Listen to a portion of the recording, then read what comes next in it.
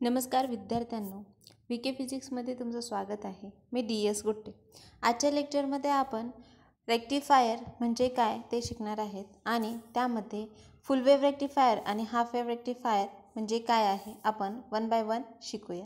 तर सुरुवातीला आजच्या लेक्चरमध्ये आपण रेक्टिफिकेशन म्हणजे काय ते पाहणार. रेक्टिफिकेशन म्हणजे काय? It is the process.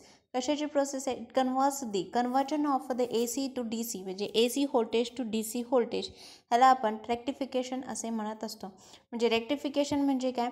It is a conversion of AC voltage to DC voltage is known as the rectification. Rectifier म्हणजे काय? तर हे एक डिव्हाइस आहे ज्या थ्रू AC व्होल्टेजचं DCमध्ये कन्वर्जन होत असतं, त्याला आपण रेक्टिफायर असे म्हणत असतो. म्हणजेच काय? हे एक इलेक्ट्रॉनिक सर्किट आहे ज्याचा वापर करून ACचं DCमध्ये कन्वर्जन केलं जातं, त्याला आपण काय म्हणत असतो? रेक्टिफायर असे म्हणत असतो. ह्या रेक्टिफायरचे दोन मेन प्रकार आहेत, टाईप्स आहेत. त्याच्यामध्ये एक आहे तो हाफ वेव्ह रेक्टिफायर आणि दुसरा आहे तो फुल वेव्ह रेक्टिफायर. तर सुरुवातीला म्हणजेच आज आपण हाफ वेव्ह रेक्टिफायर म्हणजे काय ते पाहणार आहोत, त्याचं कन्स्ट्रक्शन आणि वर्किंग पाहणार आहोत. तर सुरुवातीला हाफ वेव्ह रेक्टिफायर त्याची जर आपण सर्किट डायग्राम पाहिली तर ती कशा प्रकारे असणार आहे पहा.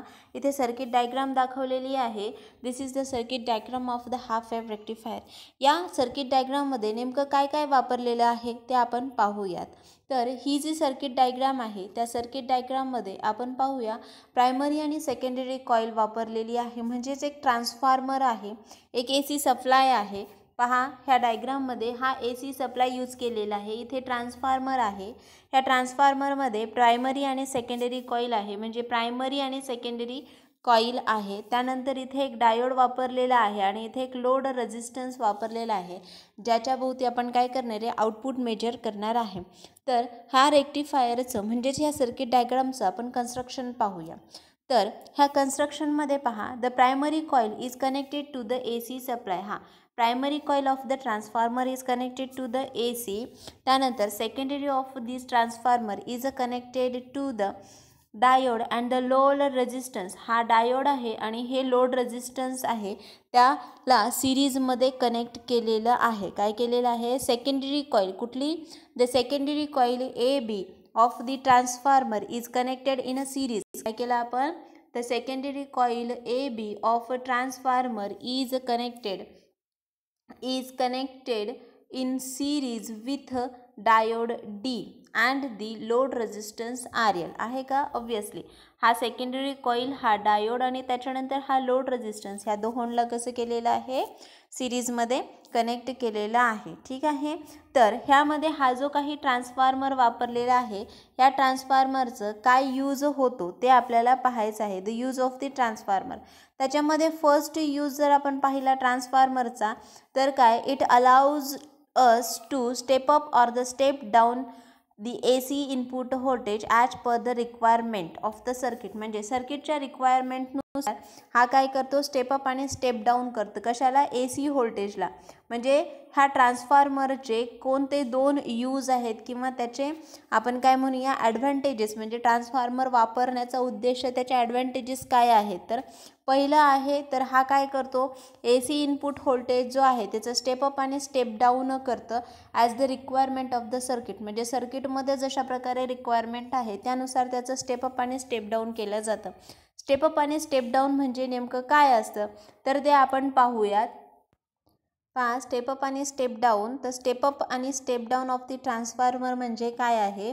तर step up transformer increases the output voltage. म्हणजे काय? स्टेप अप याचा अर्थ काय होतो की हा काय करतो? आउटपुट व्होल्टेज इन्क्रीज करतो. आणि स्टेप डाऊन म्हणजे काय करतं? तो आउटपुट व्होल्टेज जे आहे ते आउटपुट व्होल्टेज काय करतं?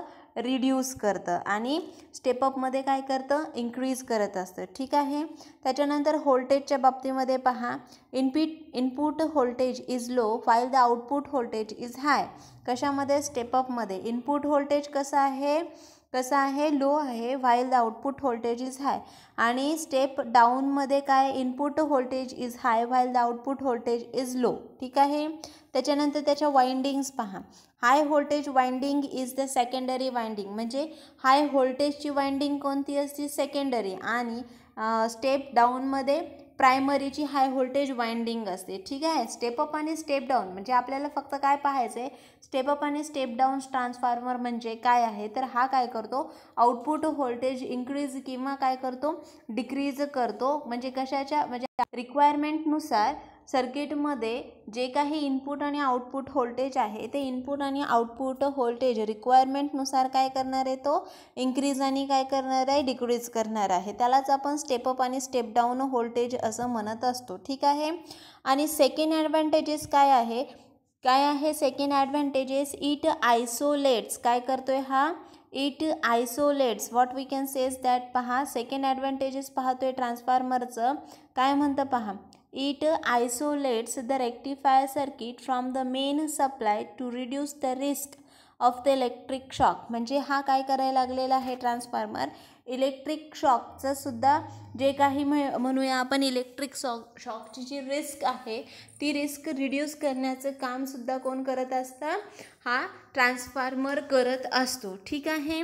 त्याच्यानंतर नेक्स्ट पहा, the AC voltage across the secondary coil. पहा काय दिलेलं आहे, the AC voltage across the secondary coil AB changes its polarities after every half cycle. आपण काय म्हटलं, हाफ वेव्ह रेक्टिफायर म्हणायला लागलो है ना.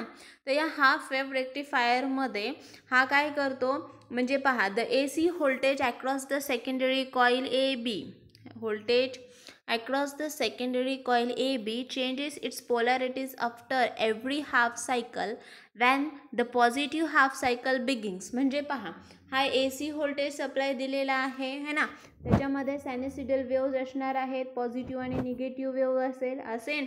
मग ही जी काही पॉझिटिव्ह आणि निगेटिव्ह वेव्ह आहे, सपोज आपण सुरुवातीला काय करूया, फर्स्ट सायकल घेऊया. ठीक आहे. त्या फर्स्ट सायकलमध्ये हा जो इथे दिलेला डायोड आहे, ठीक आहे, त्याच्या भोवती त्याच्या अक्रॉस असलेलं जे काही काय म्हणूया, ही जी सेकंडरी कॉईल आहे, कुठली, A आणि B ही सेकंडरी कॉईल आहे, प्रत्येक हाफ सायकलला त्या भोवती असलेलं जी काही पोलॅरिटी आहे ती पोलॅरिटी चेंज होते प्रत्येक हाफ सायकलला. ठीक आहे. पहिली आपण पॉझिटिव्ह हाफ सायकल घेऊ. फर्स्ट पॉझिटिव्ह हाफ सायकलमध्ये काय होईल पहा, हा जो डायोड आहे तो डायोड कसा येणार आहे, फॉरवर्ड बायसमध्ये येणार आहे. म्हणजे पहिली हाफ सायकल स्टार्ट झाली, सपोज काय म्हटलं आपण, फर्स्ट हाफ सायकल स्टार्ट झालेली आहे, ही हाफ सायकल जर स्टार्ट झाली त्यावेळेस हा जो डायोड आहे, कुठला डायोड आहे, where is this diode, half सायकलला आपला हा जो डायोड आहे, वेअर इज दिस, पहा इथे दिलेला जो आहे हा डायोड कसा येतो, फॉरवर्ड बायसमध्ये. फॉरवर्ड बायसमध्ये म्हणजे काय, तर ॲनोड हा पॉझिटिव्हला आणि कॅथोड हा निगेटिव्हला, म्हणजे एन टाईप सेमीकंडक्टर निगेटिव्हला, पी टाईप सेमीकंडक्टर पॉझिटिव्हला जोडलेला असेल, तेव्हा तो जो PN जंक्शन डायोड आहे तो डायोड कसा असतो, फॉरवर्ड बायसमध्ये जोडलेला असतो.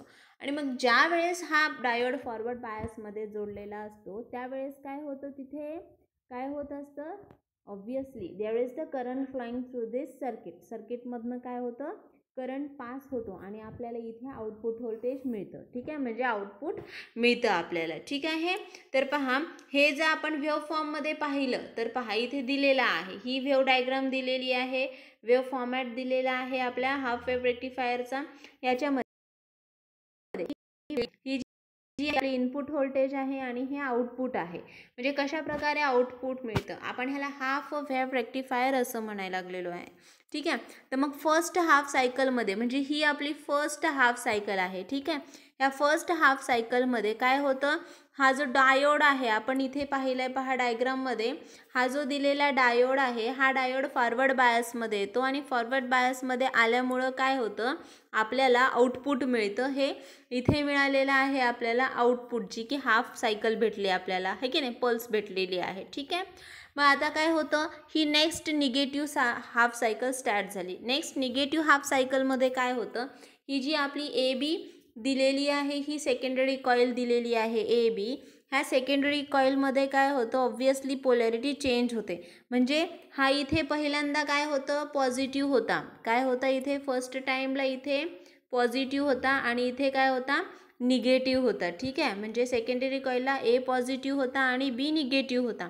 आता काय झालं, पोलॅरिटी चेंज झाली, आता A निगेटिव्ह झाला, B पॉझिटिव्ह झाला. A निगेटिव्ह झाला म्हणजे आपल्या हा डायोडच्या काय म्हणू आपण, हा जो आपला डायोड दिलेला आहे ह्या डायोडला हा रिव्हर्स्ड बायसमध्ये आला, म्हणजे ॲनोड कशाला जोडला, निगेटिव्हला, आणि कॅथोड कशाला जोडला, पॉझिटिव्हला, म्हणजे रिव्हर्स्ड बायस. आणि रिव्हर्स बायसमध्ये हा वर्क करतो का, obviously it does not conduct, म्हणजेच काय तिथे कुठल्याही प्रकारचा करंट फ्लो होणार आहे का, नाही होणार आहे. मग आउटपुटला काय होणार आहे, ऑब्वियसली आपल्याला कमी मिळणार आहे.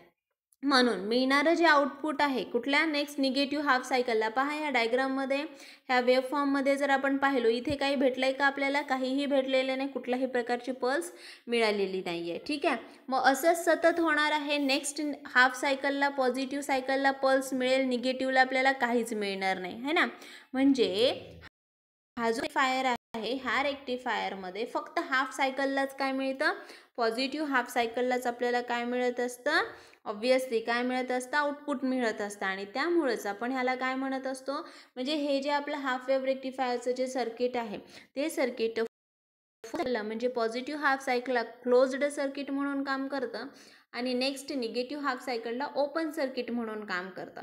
म्हणजेच फक्त पॉझिटिव्ह सायकललाच आपल्याला काय मिळतं, पल्सेस मिळतात, आणि निगेटिव्ह सायकलला पल्सेस मिळतात का, नाही मिळत, म्हणजेच आउटपुट मिळत नाही. आणि म्हणून आपण हा जो काही सर्किट आहे, त्या सर्किटला आपण हाफ वेव्ह रेक्टिफायर असे म्हणत असतो, कारण ह्याच्यामध्ये फक्त आपल्याला हाफ सायकललाच काय मिळत असतं, आउटपुट मिळतं, आणि नेक्स्ट हाफ सायकलला आउटपुट मिळतं का, नाही मिळत. आणि त्यामुळंच आपण ह्याला काय म्हणत असतो, हाफ वेव्ह रेक्टिफायर असे म्हणत असतो. ठीक आहे, तर समजले का हे, this is about the half wave rectifier. अशा प्रकारे आजच्या लेक्चरमध्ये आपण हाफ वेव्ह रेक्टिफायर म्हणजे काय असतं, ते कशा प्रकारे काम करतं, त्याचं कन्स्ट्रक्शन काय आहे, त्यामध्ये ट्रान्सफॉर्मरचं यूज काय आहे, हे आपण शिकलेलं आहे. आणि त्यानंतर हा जो सर्किट आहे, त्या सर्किटला हाफ वेव्ह रेक्टिफायर का म्हणतात, हे देखील आपण पाहिलेलं आहे. आजचं लेक्चर जर तुम्हाला आवडलेलं असेल तर लाईक करा, शेअर करा, जास्तीत जास्त विद्यार्थ्यांपर्यंत शेअर करा, जेणेकरून त्यांना याचा लाभ घेता येईल. आणि याच्यामध्ये काही डाऊट असेल तर कमेंट करा. आजच्या लेक्चरमध्ये एवढंच. या पुढचा पाठ आपण नेक्स्ट लेक्चरमध्ये पाहूया. थँक्यू. त्याला विसरू नका, बेल आयकॉनवरती प्रेस करा, जेणेकरून जे काही नवीन लेक्चर्स अपडेट होतील, त्या लेक्चर्सचे अपडेट सर्वात अगोदर तुमच्याच मोबाईलवरती येतील, आणि त्याचे नोटिफिकेशन तुमच्या मोबाईलवर येतील. आजच्या लेक्चरमध्ये एवढंच. थँक्यू.